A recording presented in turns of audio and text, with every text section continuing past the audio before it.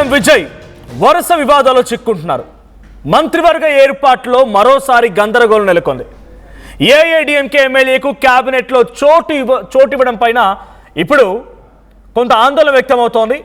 AIADMK MLA క్యాబినెట్లో చోటిస్తే తమ మద్దతు మేము వెనక్కి తీసుకుంటామని వీసీకే పార్టీ అధినేత తిరుమావలవన్ ఒక స్టేట్మెంట్ పాస్ చేశారు, ఒక వార్నింగ్ కూడా ఇచ్చారు.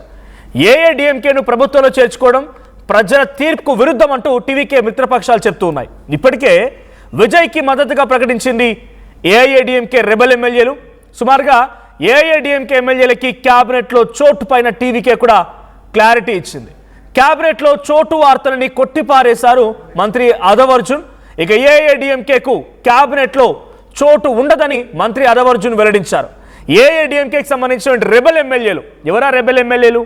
సో రెబెల్ ఎమ్మెల్యేకి సంబంధించి ఏఐఏడీఎంకేలో అటువంటి ఒక అదవర్జున్ అత్త ఒక ఆవిడ ఎమ్మెల్యేగా ఉన్నారు ఏఐఏడీఎంకేలో. సో అయితే ఆవిడ లీమా రోజ్. సో అదవర్జున్ అత్త లీమా రోజ్, తనతో పాటు ఒక 6 ఎమ్మెల్యేలు ఉన్నారు. గతంలో కూడా షణ్ముగన్. సో అక్కడ కూడా ఆయన కొంత సపోర్ట్ కోసం అన్ని రకాల ఏర్పాట్లు చేసుకున్నట్టు తెలుస్తోంది. ఈ నేపథ్యంలోనే లీమా రోజ్ సంబంధించి కొంతమంది ఎమ్మెల్యేలు వస్తున్నారు కాబట్టి వారందరిలో ఒకరికి మంత్రివర్గంలో చోటు ఇవ్వాలనే రకంగా టీవీకి ఆలోచిస్తోంది అని చెప్పి వీసీకే భావించి వీసీకే ఒక వార్నింగ్ ఇచ్చింది. మంత్రివర్గంలో అన్నా డీఎంకే పార్టీకి అవకాశం కల్పించడం ఏంటి? ఇది మన పిచ్చా? మీరు కనుక అక్కడ అన్నా డీఎంకేకి మంత్రివర్గంలో చోటు ఇస్తే అది ప్రజాభిప్రాయానికి వ్యతిరేకం అవుతుంది. మీరు ఇస్తే కనుక మేము మద్దతుని వెనక్కి తీసుకుంటామని వీసీకే పార్టీ కొంత వార్నింగ్ ఇస్తోంది. వీసీకే ఇప్పుడే కాదు, గతంలో కూడా చాలా సందర్భాల్లో ఇదే రకమైన వార్నింగ్ ఇస్తూ వచ్చింది. 1 కాదు 2 కాదు. మీరు వీసీకే పార్టీకి వాట్సాప్లో మెసేజ్ పంపడం ఏంటంటూ ఒకసారి, వీసీకే పార్టీకి సంబంధించి కూడా కొన్ని డిమాండ్లు పెట్టిందని ఇంకోసారి. సో వీసీకే పార్టీ 2 ఎమ్మెల్యేలైనా సరే టీవీకే పార్టీ 108 మంది ఎమ్మెల్యేలతో ఉన్నటువంటి ఆ పార్టీని వణికిస్తుందని చెప్పాలి. దీనికి సంబంధించి మరిన్ని అప్డేట్స్ మీ ప్రతినిధి కృష్ణమోహన్ అందుబాటులో ఉన్నారు. కృష్ణమోహన్, ఏఐడీఎంకేకి సంబంధించినటువంటి లీమా రోజ్ ఆవిడ కొంతమంది ఎమ్మెల్యేలతో రెబెల్గా మారారు. సో ఆ రెబెల్ ఎమ్మెల్యేలతో కలవబోతున్నారు. ఆవిడెవరో కాదు, అదవర్జున్ వాళ్ళకి అత్త. సో ఆమెకి మంత్రివర్గంలో చోటు లభించబోతుందా అనేటువంటి ఊహాగానాలు కొన్ని రోజులుగా చర్చ జరుగుతూ ఉన్నాయి. అయితే ఇప్పుడు వీసీకే పార్టీ ఏం చెప్తోంది అంటే వాళ్ళకి అన్నా డీఎంకేకి మీరు సపోర్ట్ తీసుకొని మంత్రివర్గంలో చోటు ఇవ్వకూడదు అంటోందా? ఇస్తే మేము వెళ్ళిపోతామంటోందా? అసలు కండిషన్ ఏంటి? నిజంగా అన్నా డీఎంకే ఎమ్మెల్యేలు సపోర్ట్ని డైరెక్ట్గా అనౌన్స్ చేసి సిద్ధంగా ఉన్నారా మంత్రివర్గంలోకి అవకాశం తీసుకోవడానికి? నిన్నటి నుంచి ఇదే ప్రస్తావన కొంత తమిళనాడు రాజకీయాల్లో సీరియస్ గా కనపడుతుంది. అంటే మంత్రివర్గంలోకి మొన్న 9 మందితో తీసుకున్న తర్వాత ఆయన ఆ రోజు మాత్రం టీవీకేకి సంబంధించిన వ్యక్తులతోనే ప్రమాణ స్వీకారం చేయించారు మంత్రివర్గంలోకి. అయితే ఇప్పుడు తాజాగా మిగిలిన మంత్రివర్గంలో తన కూటమిలోకి సపోర్ట్ చేసిన ముస్లిం లీగ్ కావచ్చు, టీవీకే కావచ్చు, వామపక్షాలు కావచ్చు, కాంగ్రెస్ కావచ్చు, వీటన్నిటికి మంత్రివర్గంలో తీసుకోవాల్సిన పరిస్థితి అయితే ఉంది. అయితే ఇప్పుడు తాజాగా ఎవరైతే ఏఐడీఎంకే నుంచి కీలక వర్గంగా బయటకు వచ్చి షణ్ముగం నేతృత్వంలో ఉన్న ఒక 16 మంది 17 మంది ఎమ్మెల్యేలు ఈ రోజు వాళ్ళకు కూడా మద్దతు ఇచ్చిన పరిస్థితి మనం చూసాం. అయితే వాళ్ళకు కూడా మంత్రివర్గంలో చోటు కల్పిస్తున్నారు అని వస్తున్న వార్తల్లో ఇప్పుడు కూటమిలోని అంటే ఇప్పుడు ఎవరైతే వీళ్ళు ఒక జట్టుగా విజయ్ ప్రమాణ స్వీకారానికి అంగీకరించారో వాళ్ళలో ప్రధానంగా వామపక్షాలు దీన్ని వ్యతిరేకిస్తున్నాయి. At the same time TVK కూడా ఈ మిత్రపక్షాలకు సంబంధించిన వ్యవహారంలో టీవీకి సంబంధించిన దాంట్లో వీసీకేకి సంబంధించిన వ్యక్తులు కూడా కొంత దీన్ని వ్యతిరేకిస్తున్నారు. దాంట్లో వీసీకే నిన్న అఫీషియల్ గా క్లియర్ చేసింది, మీరు కానీ వాళ్ళని కానీ మంత్రివర్గంలో చేర్చుకునే పని అయితే మేము తమ మంత్రివర్గ సపోర్ట్ అంటే మేము ఇస్తున్న సపోర్ట్ మేము వెనక్కి తీసుకోవాల్సి వస్తుంది. అంటే వీసీకే క్లియర్ ఒక మాట చెప్పింది, వామపక్షాలు కానీ వీసీకే కానీ ఒక మాట చెప్పింది, మాకు మంత్రి పదవులు అవసరం లేదు, మేము మీకు బయట నుంచి మద్దతు ఇస్తాం, అయితే ప్రజారంజకంగా పరిపాలించాలి అనేది వాళ్ళు క్లియర్ గా చెప్తున్న. అయితే ఎప్పుడైతే ఏఐడీఎంకేలో ఉన్న కొంతమందిని లీమా రోజ్ కావచ్చు, లేకపోతే అక్కడ పళని కావచ్చు, వీళ్ళ 2-3కి కొంత పదవులు ఇచ్చే ఆలోచన ఉన్నట్టుగా వస్తున్న వార్తల వ్యవహారంలో దాని మీద కొంత రాజకీయంగా అక్కడ కొంత షాక్ అయితే తగిలే పరిస్థితి అయితే కనబడుతుంది. దాని మీద ఆ గ్యాప్ ని పూర్తి ప్రయత్నం ప్రస్తుతం క్రీడల శాఖ మంత్రిగా ఉన్న అదవర్జున్ ఈరోజు స్టేట్మెంట్ ఇచ్చారు. లేదయ్యా మేము అసలుకి క్యాబినెట్ లో చోటు అనే వార్తల్నే వీసీకే ఏదైతే చెప్తుందో మేము అసలుకి ఆలోచన చేయట్లేదు, మేమేమి చేయట్లేదు అనేది క్లియర్ గా చెప్తున్నాం. కానీ ఇంటర్నల్ గా కొంత ఏఐడిఎంకేకి సంబంధించిన వ్యక్తులతో సంబంధించిన కొంతమందికి మనం ఇవ్వాల్సిన పరిస్థితి ఉంటుంది. కాకపోతే ఒక ఆలోచన విజయ్ చేస్తున్నాడు. వీసీకే లాంటి పార్టీకి సంబంధించిన వ్యక్తులు ఎప్పుడైనా తమ మద్దతుని ఉపయోగించుకునే ప్రయత్నం చేస్తారు. కొంత వాళ్ళు మొదటి నుంచి కూడా డీఎంకేకు మద్దతుగా ఉన్నప్పటికీ, కాకపోతే ఉన్న పరిస్థితులు రాజకీయ పరిస్థితుల వల్ల, అంటే రాజకీయాల్లో శాశ్వత మిత్రులు ఉండరు, శాశ్వత శత్రువులు ఉండరు అనే ఒక చరిత్ర ఏ విధంగా ఉంటుందో ఆ విధంగా మద్దతు ఇచ్చినటువంటి పార్టీలలో అటు కాంగ్రెస్ కానీ, ఐయుఎంఎల్ కానీ, తర్వాత వీసీకే కానీ, కామ్రేడ్స్ కానీ, వీళ్ళందరిలో వాళ్ళ డిమాండ్స్ ఉన్నాయా నెక్స్ట్? ఎందుకంటే ఓవరాల్ గా సీఎంతో కలిపి 35 మంది మంత్రివర్గం ఉండడానికి అవకాశం ఉంది తమిళనాడులో. ఇప్పటివరకు ఇచ్చింది సీఎంతో కలిపి 10 మందికి మాత్రమే, ఇంకా సుమారుగా 25 మందికి అవకాశం ఉంటుంది.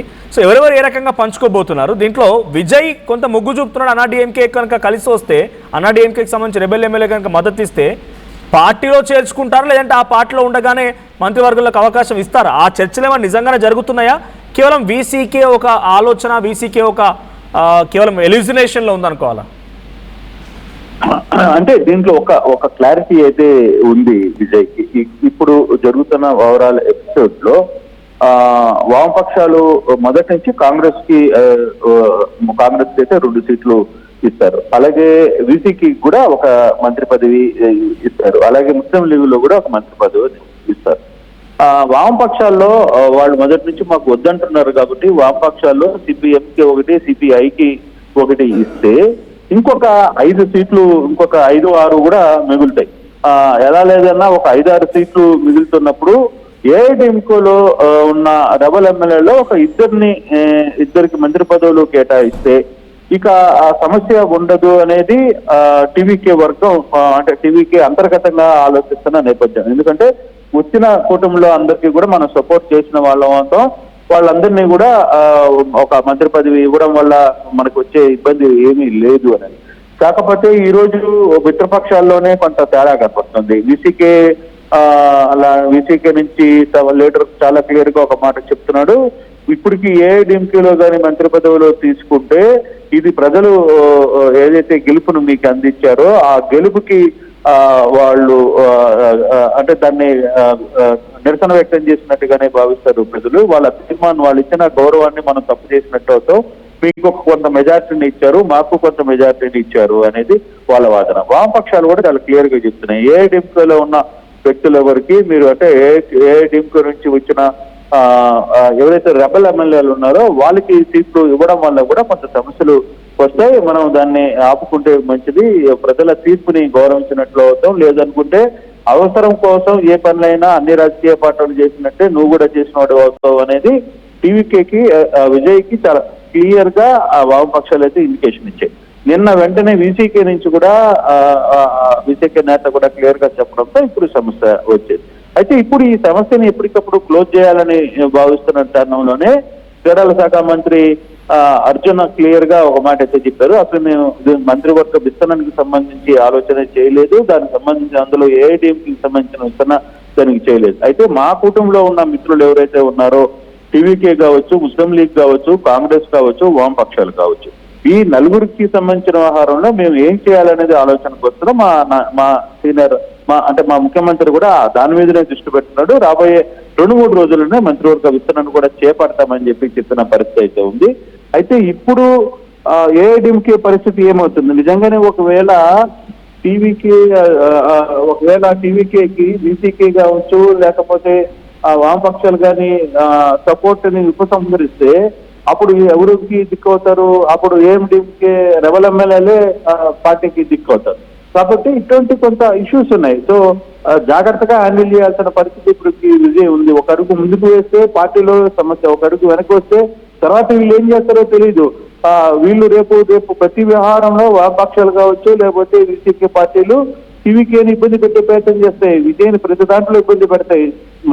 మేము చెప్పింది జరగాలి అనే ఒక ఇది వచ్చినప్పుడు మనం వాళ్ళని పోగొట్టుకుని వీళ్ళని పోగొట్టుకునే పరిస్థితి ఉంటుంది అనేది, మనకి మద్దతు ఇస్తున్న వ్యక్తులను కూడా మనం ఎందుకు దూరం చేసుకోవాలి అనే ఆలోచనతో విజయం ఉన్నప్పుడు, సో మనకి దగ్గరలో ఉన్న వాళ్ళు మనకి ఎంతవరకు స్ట్రాంగ్ గా ఉంటారు, ఎంతవరకు నిలబడతారు చివరి దాకా అనేది కూడా ఆలోచించాలనేది టీవీకి ఆలోచన ఉంది. కానీ రాబోయే 2-3 రోజుల్లో కొన్ని కీలక పరిణామాలు జరుగుతున్నాయి. కొంత వేడి మళ్ళీ తగులుకుంటుంది.